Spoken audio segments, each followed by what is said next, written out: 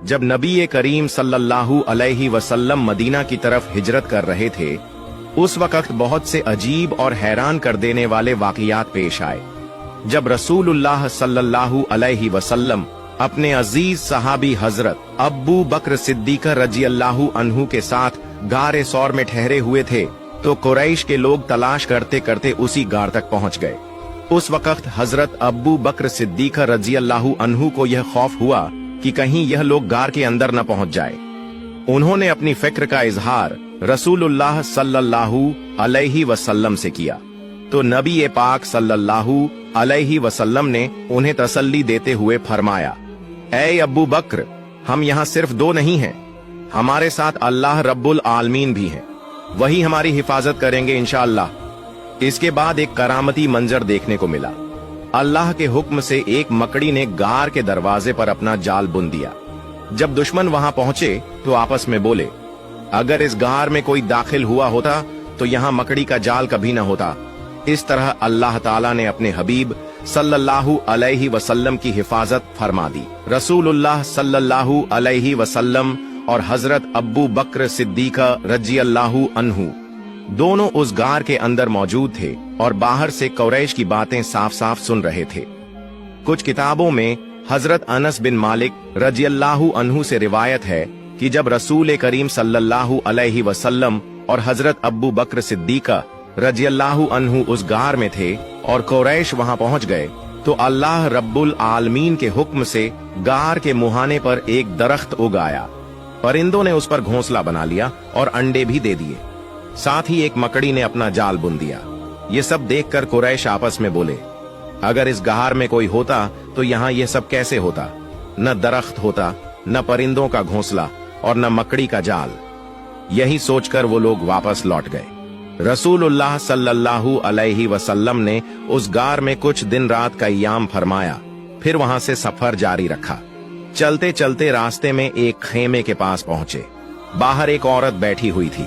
यह थी उम्मे माबद रज़ी अल्लाह ताला अन्हा। उस वक्त तक उन्होंने इस्लाम कबूल नहीं किया था, लेकिन वो एक बहादुर और सच्ची औरत थी। रसूलुल्लाह मोहम्मद सल्लल्लाहु अलैहि वसल्लम ने उम्मे माबद रज़ी अल्लाह ताला अन्हा के पास एक बकरी देखी। वह बकरी बहुत कमजोर और दुबली पतली थी। नबी पाक मोहम्मद सल्लल्लाहु अलैहि वसल्लम ने उम्मे माबद से पूछा, क्या यह बकरी दूध देती है? उम्मे माबद रज़ी अल्लाह ताला अन्हा ने कहा, यह बकरी इतनी कमजोर है, ये कैसे दूध दे सकती है?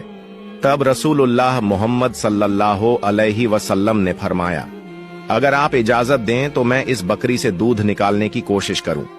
उम्मे माबद रज़ी अल्लाह ताला अन्हा ने जवाब दिया, यह बकरी दूध नहीं देती, लेकिन अगर आप निकाल सकते हैं तो कोशिश कर लीजिए।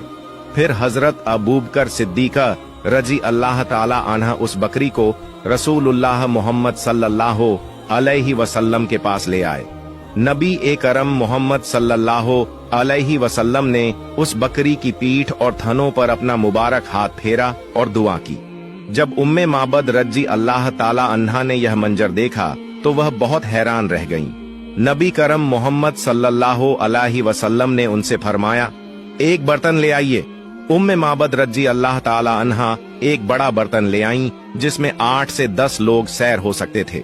रसूलुल्लाह मोहम्मद सल्लल्लाहु अलैहि वसल्लम ने उस बकरी का दूध निकाला। सबसे पहले आपने उम्मे माबद रज़ी अल्लाह ताला अन्हा को दूध दिया।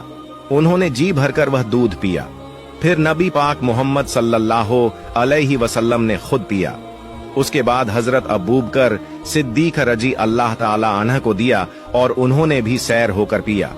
इसके बाद रसूलुल्लाह मोहम्मद सल्लल्लाहु अलैहि वसल्लम ने दोबारा दूध निकाला और उम्मे माबद को दे दिया।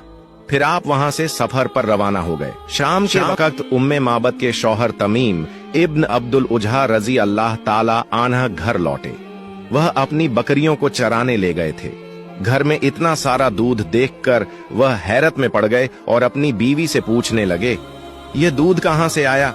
हमारे पास तो ऐसी कोई बकरी नहीं जो इतना दूध दे सके।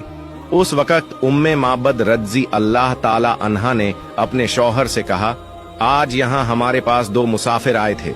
ये सुनकर तमीम इब्न अब्दुल उजहा रज़ी अल्लाह ताला अन्हा और भी हैरान हो गए और पूछा, ان کا چہرہ کیسا تھا؟